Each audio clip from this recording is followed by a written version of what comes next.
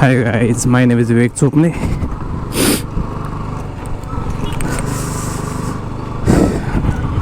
माझा हा नवीन चॅनल आहे, यूट्यूब चॅनल. मी म्हणजे 2 महिने झाले की मी चालू केला आहे. यामध्ये मी ट्रॅव्हल रिलेटेड सगळ्या ब्लॉग्स टाकतो. तुम्ही बघू शकता की मागच्या एका महिन्यात मी युरोपात गेलो होतो. तर फ्रान्स आणि जर्मनी ह्या 2 राज्यातले मी ह्या 2 देशातले मी ब्लॉग टाकले. पॅरिस, जर्मनी या 2 राज्यात गेलो होतो. तर तुम्ही प्लीज चेकआउट करा आणि बघू शकता तुम्ही पॅरिसमध्ये मी दुसरा पण ब्लॉग तयार करणार आहे. एक म्हणजे युरोपात किती खर्च लागला, काय लागला, त्या रिलेटेड सगळा.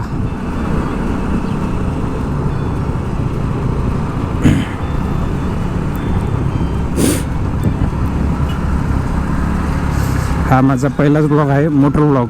मी मागच्या वर्षी गेलो होतो युरोपात. पहिले 5 दिवस पॅरिसमध्ये, दुसरे 5 दिवस जर्मनीमध्ये. तर पहिल्या म्हणजे मागच्याच वर्षी गेलो होतो 1 तारीखला, 1 मेला. 1 मे ते 10 मे इतका मी तिथं होतो. आणि 30 एप्रिलला मी इथून पुण्यातून निघालो होतो पॅरिसला जायला. 30 एप्रिलला मी पुण्यातून पॅरिसला जायला निघालो होतो.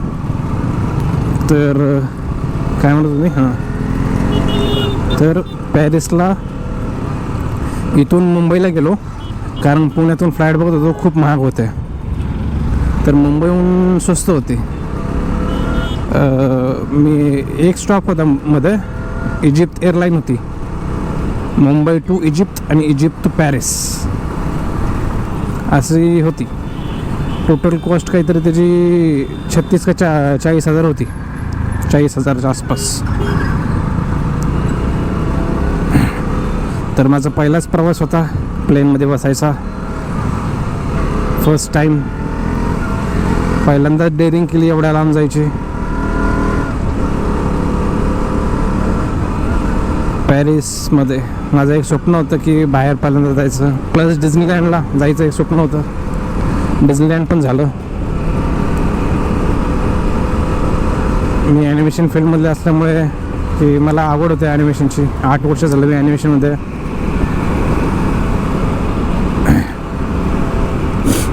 8 वर्ष मी ॲनिमेशन फील्डमध्ये काम करतो. सध्या मी ऑस्ट्रेलियन बेसमध्ये कंपनी आहे, त्यामध्ये काम करत आहे मी. तर 30 तारखेला मी इथून निघालो. इथून मुंबईला गेलो कारने. तर एअरपोर्टला पहिला स्टार्टिंगला मी एअरपोर्ट पण मी नवीनच पाहिलं, म्हणजे फर्स्ट टाईम एंट्री होती तिथं. एकदा एंट्री करताना एकदा चेकिंग असते, पुन्हा आत गेल्यावर एअरलाईनची चेकिंग असते, सिक्युरिटी चेक असते.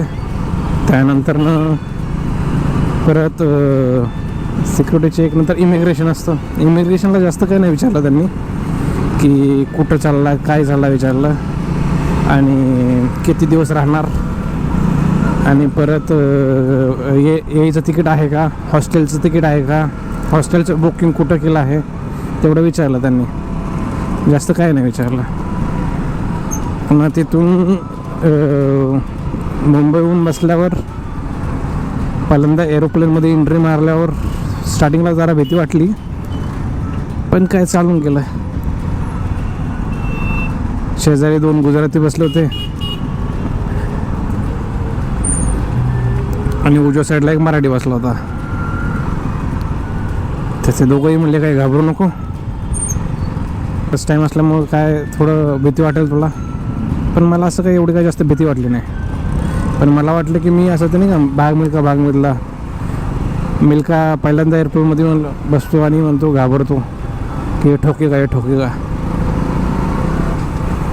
तर असं काही नाही झालं. मग एरोप्लेनमध्ये बसल्यावर पहिल्यांदाच म्हणजे तिथला एरोप्लेनमध्ये बसल्यावर नाश्ता आला. काय जास्त काय हे नव्हतं.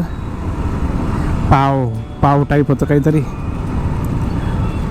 पाव टाईप, पुन्हा जाम होता आणि थोडे फ्रूट्स असं खायला देतात ते.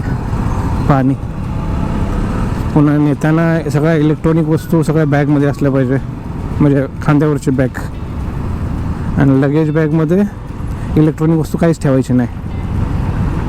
पुन्हा तिथं असं तिखट वगैरे असं काय मसाले काय घेऊन देत नाही. तेल वगैरे सगळं लगेज बॅगमध्ये चालतं. मसाले वगैरे नाही लगेज बॅगमध्ये नाही, ते माहीत नाही चालतं का नाही. फक्त तेलाची बॉटल वगैरे जी खांद्यावरची बॅग असेल त्यामध्ये नाही नेऊन देत. तिखट, पाणी पण नाही.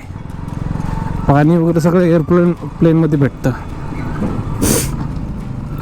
पुन्हा इजिप्त एअरलाईनला बरोबर 6 घंट्यानंतर 3 वाजता माझी फ्लाईट होती.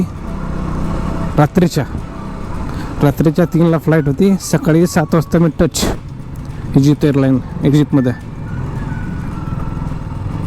तर इजिप्तला पोचल्यानंतर तिथं 3 तास लेवर. भूक एवढी प्रचंड लागली होती कारण सगळे फळं बिळं सगळे लगेज बॅगमध्ये, म्हणजे दुसऱ्या बॅग जे आपण कॅरी करतो एरोप्लेनमध्ये जाताना त्या बॅगमध्ये काहीच खाण्याचं नेऊन देत नाही. काय घ्यायचं असेल ते सगळं प्लेनमध्ये घ्या असं असतं त्यांचं.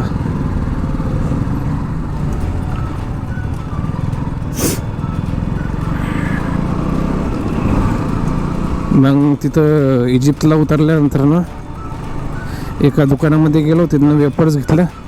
वेपर्सचं पाकिट काहीतरी 1,500 रुपये गेले. 1200 रुपये गेले, सॉरी 1200 रुपये फक्त वेपर्सचं.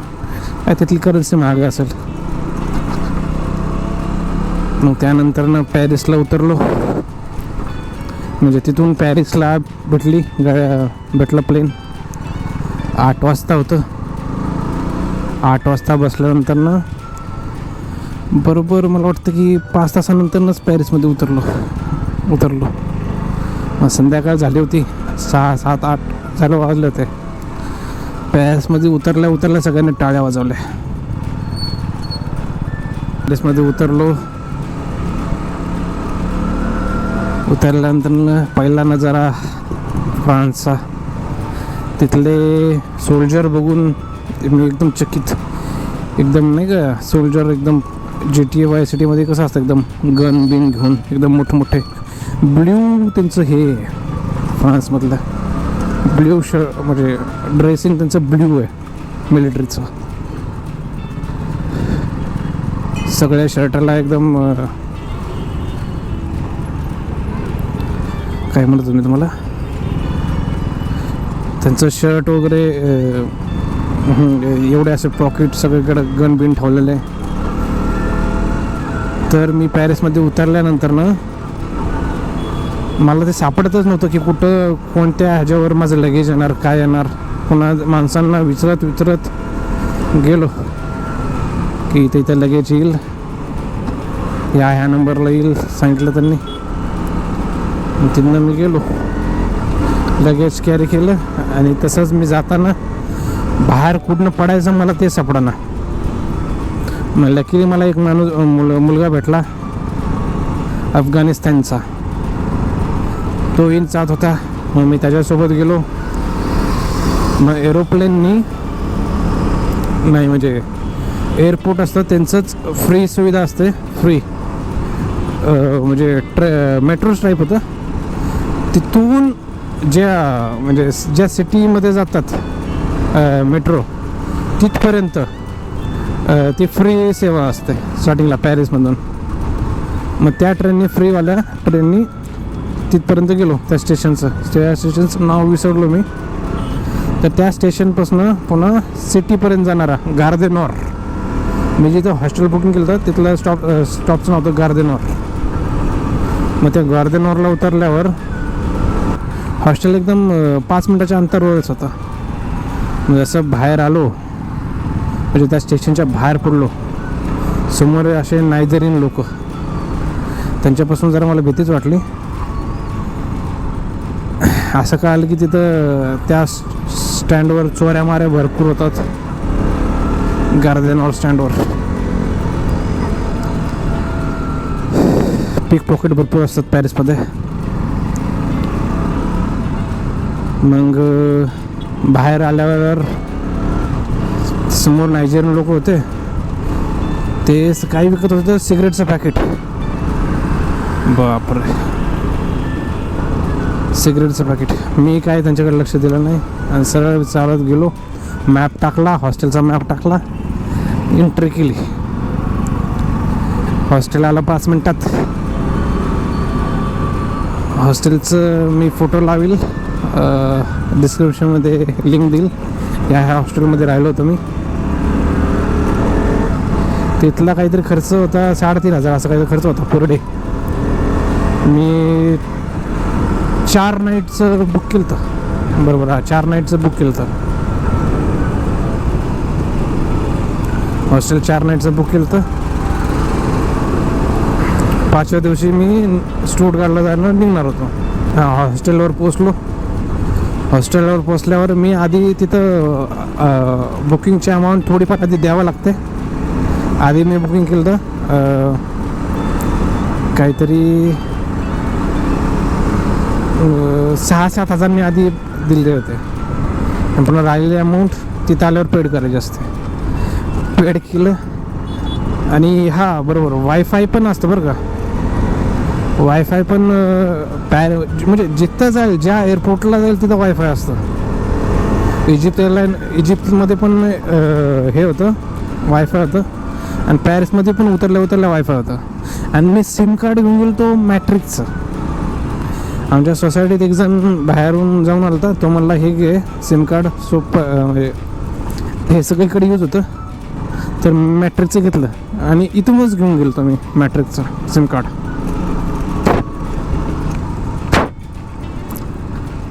तर हां, मी मॅट्रिकचं सिम कार्ड घेतलं. काहीतरी 2,500-3,000 रुपये घातले त्याला. ते नेट अनलिमिटेड असतं, तुम्ही किती यूज करू शकता. आणि ते सगळीकडे चालतं युरोपात. जर्मनीमध्ये पण चालतं, पॅरिसमध्ये पण चालतं. हां, तर हां, जसं हॉस्टेलमध्ये एंट्री केल्यानंतर मला त्यांनी हे दिलं, चावी म्हणजे एक कार्ड असतं इलेक्ट्रॉनिक. लिफ्टमध्ये पण एंट्री करताना ते लावायचं, त्याशिवाय पण तुम्ही जाऊ शकत नाही. लिफ्टमध्ये एंट्री करताना पण ते जायचं, त्याशिवाय लिफ्ट पण चालत नाही. की म्हणजे की असते ते एक प्रकारे डिजिटल की. पुन्हा सरळ वर गेल्यावर 6व्या मजल्यावर माझं बुकिंग केलं होतं. पुन्हा दरवाजा पण ओपन करायचा असेल तर तेच की लावायची, इलेक्ट्रिक की. म्हणजे मोठ्या मोठ्या हॉस्टेलमध्ये सगळं असंच असतं. हॉस्टेल होतं ते. हां, पॅरिसमध्ये म्हणजे इथल्या हॉस्टेलला असं नव्हतं, पण म्हणजे पॅरिसमधल्या हॉस्टेलला तसं नव्हतं.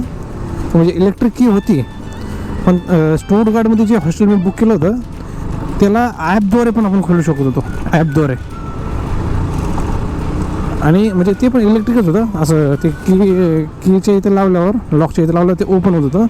आणि प्लस आपण ॲपने पण ओपन करू शकत होतो, असं पण होतं. आणि पण जर्मनीमध्ये हे नव्हतं. म्हणजे जे जर स्टुटगार्टला होतो तिथं लिफ्ट नव्हती.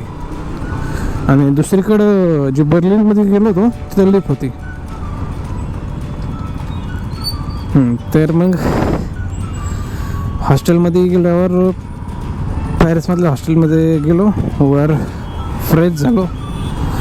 त्या रात्री मी कुठं गेलोच नाही, डायरेक्ट फक्त जेवायलाच गेलो. साऊथ इंडियन हॉटेल होतं.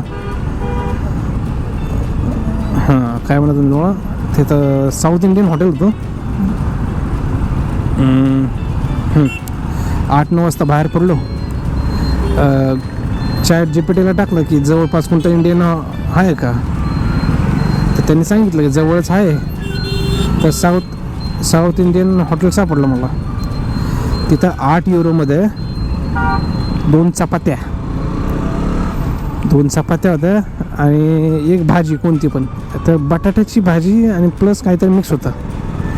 पण ती चपाती पण अशी शिळी वाटली मला. चपाती असा शिळी झाल्यावर त्याचा वास होतो ना थोडाफार, तसंच वाटलं आणि बळं खाल्लं.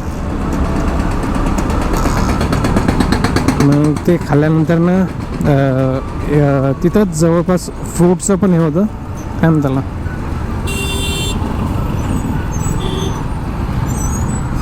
फ्रूटचा ग्लास असतं तसा ग्लास खाल्ला मी. फ्रूटचा ग्लास होता तो पण 7 युरोचा. ते खाल्ला. पुन्हा जवळच हॉस्टेलला म्हणजे तिथंच एक फूड मार्केट होतं, ते 4-5 युरो 4-5 युरो होतं फूड मार्केट. म्हणजे ते मी ॲपल घेऊन ठेवले 4-5 युरोचे. जेव्हा कधी मी भूक लागेल तेव्हा मी खायचो.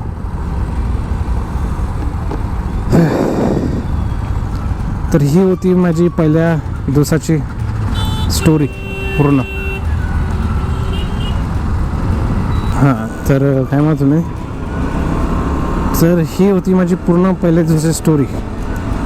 म्हणजे इथून गेल्यानंतर ना पुण्यातून गेल्यानंतर ना पोचस्तवर, हॉस्टेलपर्यंत पोचस्तवर. तर पुढची स्टोरी मी सांगतो तुम्हाला ऑफिसमधून सुटल्यावर 7-8 वाजता संध्याकाळी. तर लाईक करा, सबस्क्राईब करा आणि मी खाली प्लेलिस्ट टाकेल युरोपातली. तर सगळे व्हिडिओ नक्की पहा. चला बाय बाय, भेटूया आपण.